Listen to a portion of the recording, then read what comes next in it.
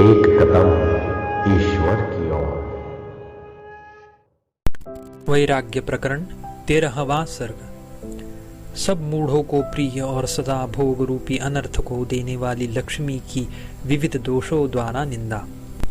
श्री रामचंद्र जी ने कहा, हे मुनिश्रेष्ठ, इस संसार में धन संपत्ति स्थिर और विविध सुखों की हेतु होने के कारण उत्कृष्ट है, ऐसा मूढ़ व्यक्तियों ने ही मान रखा है। वस्तुतः वह न स्थिर है और न उत्कृष्ट ही है। वह नितांत अनर्थ देने वाली और मोह की हेतु है, अर्थात वध, बंधन, नरक आदि विविध क्लेश देती है। तनिक भी सुख नहीं देती, अथवा प्राप्त होने पर मोह में डालती है, नष्ट होने पर क्लेश देती है, या गर्हित धन ही देती है, विवेक नहीं देती।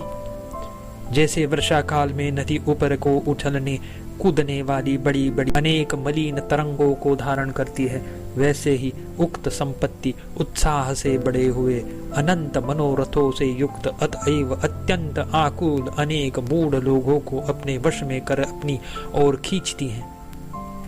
हे मुनिवर, चिंताएं श्री की पुत्रियां हैं।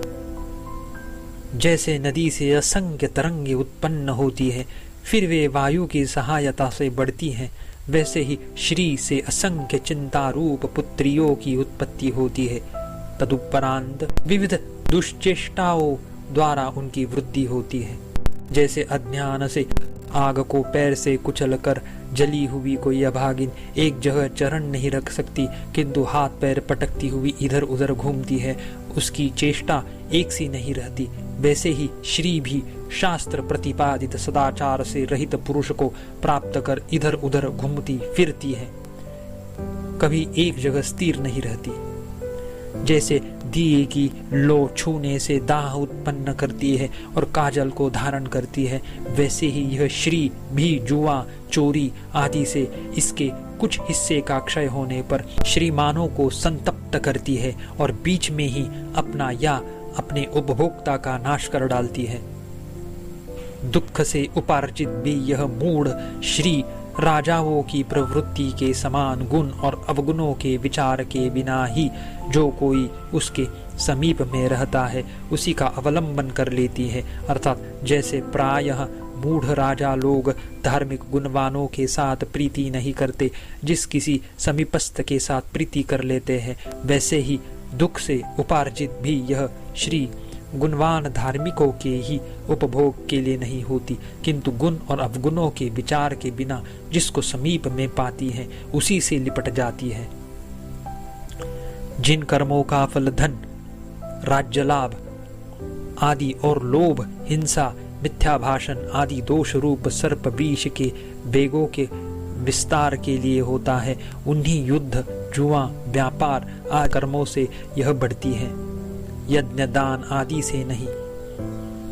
उनसे तो बढ़ने के बदले घटती है, क्योंकि उनमें इसका व्यय होता है। तभी तक लोग अपने और पराये लोगों पर दया, दक्षिण्य, स्नेह आदि करते हैं, जब तक कि जैसे वायु से बर्फ कड़ा हो जाता है, वैसे ही श्री द्वारा वे कठोर नहीं हो जाते। संपत्ति प्राप्त होते ही लोग अपने और पराये जनों पर दया और स्नेह का भाव छोड़कर कठोर बन जाते हैं। यह भाव है जैसे धूलि की मुट्ठी मणियों को मलिन कर देती है, वैसे ही बड़े बड़े विद्वान शूरवीर दूसरे की उपकार न भूलने वाले दक्ष और मृदुभाषी पुरुषों को भी धन संपत्ति मलिन कर देती है। भगवान, संपत्ति की वृद्धि से दुख ही होता है, सुख नहीं होता। अर्थात जैसे विषलता केवल मृत्यु की ही कारण होती है, वैसे ही श्री भी सुख की कारण न होकर दुख की ही कारण होती है। रक्षा करने पर भी वह मृत्यु के साधनों को जुटाती है। अर्थात जैसे विषलता के समीप रक्षण, अवेक्षण आदि करने के लिए जाने पर भी मृत्यु लाभ की संभावना रहती है, वैसे ही संपत्ति की रक्षा करने पर भी अपने विनाश की ही पूरी संभावना है। हे मुने, इस लोक में लोग जिसकी निंदा नहीं करते ऐसा श्रीमान, आत्मश्लाघा न करने वाला शूरवीर पुरुष और सब पर समान भाव से दृष्टि रखने वाला स्वामी, ये तीन पुरुष दुर्लभ है। अर्थात श्रीमान की किसी न किसी तरह लोग अवश्य निंदा करते हैं, शूर अवश्य ही अपनी प्रशंसा करता है। निग्रह और अनुग्रह में समर्थ स्वामी सब पर समदृष्टि नहीं हो सकता। हे मुनिवर, अन्य लोगों ने जिस श्री को सुख की हेतु समझ रखा है वह दुख रूप सर्पों की दुर्गम और भीषण गुफा है एवं महामोह रूपी हाथियों का आवास रूप विंध्याचल का मैदान है। अर्थात यह श्री महादुखदायिनी और महामोह से आवृत्त करने वाली है। सत्कर्म रूपी कमल के लिए रात्रि है, दुख रूपी कुई के लिए चंद्रिका, अर्थात जैसे चांदनी में कमलिनी विकसित होती है वैसे ही श्री के प्राप्त होने पर दुखों का खूब विकास होता है और दया दृष्टि रूपी या परमार्थ दृष्टि रूपी दीपक के लिए झकझोर वायु और बड़ी बड़ी तरंगों से युक्त नदी है। यह भय और भ्रांति रूपी मेघ के लिए पुरोवात है। जैसे पूर्वी हवा मेघ की वृद्धि की हेतु है वैसे ही श्री भी भय और भ्रांति की जननी है। विषाद रूपी विष को बढ़ाने वाली है, संशय और क्षोभ आदि के क्षेत्र है और दुखदायक भय को पैदा करने में सर्पिणी है, या यह खेद के लिए भय रूपी भोग से युक्त सर्पिणी है। वैराग्य रूपी लताओं के लिए तुषार है, काम आदि चित्त विकार रूपी उल्लुओं के लिए अंधेरी रात है, विवेक रूपी चंद्रमा के लिए राहु की दाढ़ है और सौजन्य रूपी कमल के लिए चांदनी है। अर्थात जैसे तुषार से लताएं सूख जाती है वैसे ही श्री प्राप्त होने पर विवेक नष्ट हो जाता है, एवं जैसे चांदनी में कमल सिकुड़ जाते हैं, खिलते नहीं हैं, वैसे ही संपत्ति प्राप्त होने पर सौजन्य का संकोच हो जाता है। यह श्री इंद्रधनुष्य के समान चंचल, रंगों से मनोहर एवं बिजली के समान चपल और उत्पन्न होते ही नष्ट होने वाली है और प्रायः जड़ मूर्ख ही इसके आश्रय है।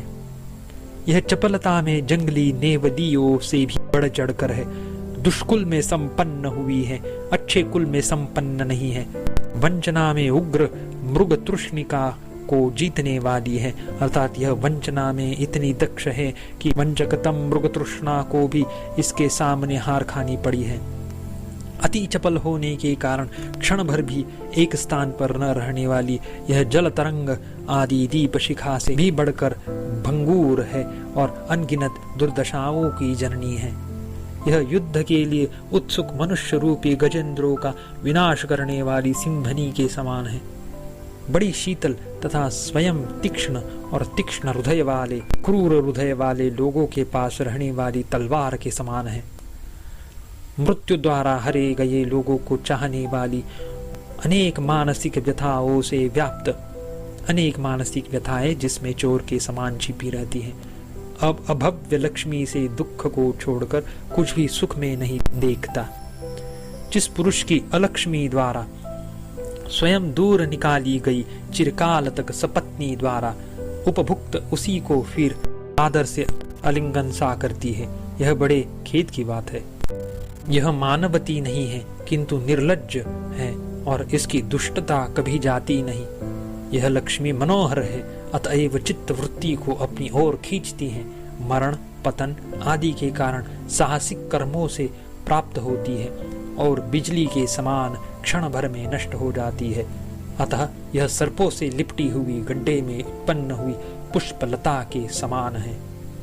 13वां सर्ग समाप्त।